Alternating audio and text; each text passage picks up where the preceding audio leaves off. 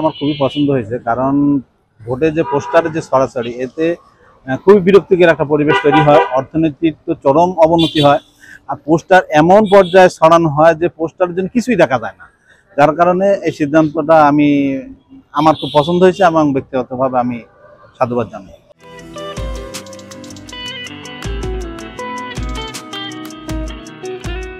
থাকতো একটা ভোটের আমেজ লাগতো, মজার একটা বিষয় ছিল।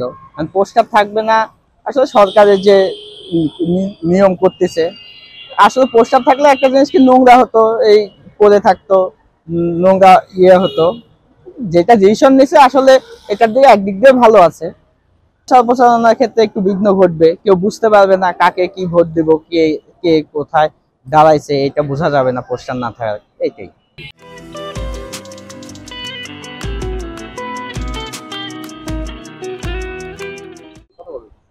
আসলে ইসির যে সিদ্ধান্ত, এটা খুবই ভালো সিদ্ধান্ত হয়েছে বলে আমরা মনে করি, কারণ এই পোস্টারে পরিবেশ দূষণ করে। টানা সপ্তমবারের মতো বেস্ট টিস্যু পেপার ব্র্যান্ড হিসেবে স্বীকৃতি পেয়েছে বসুন্ধরা টিস্যু। কারণ এগুলো লেমিনেটিং করার ফলে এগুলো পচন হয় না এবং চারিদিকে পরিবেশের দূষণ হয়।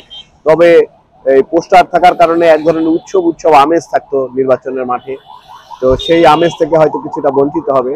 তবে সার্বিকভাবে এটা খুব ভালো সিদ্ধান্ত হয়েছে বলে আমরা মনে করি।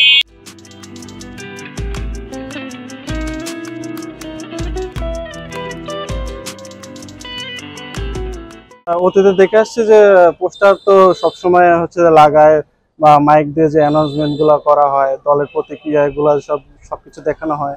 আমরা তো এইভাবে অভ্যস্ত। এখন যদি এই নিয়ম করে নতুন, সেটা আসার পরে বোঝা যাবে মানুষ এটাকে কিভাবে নেয়।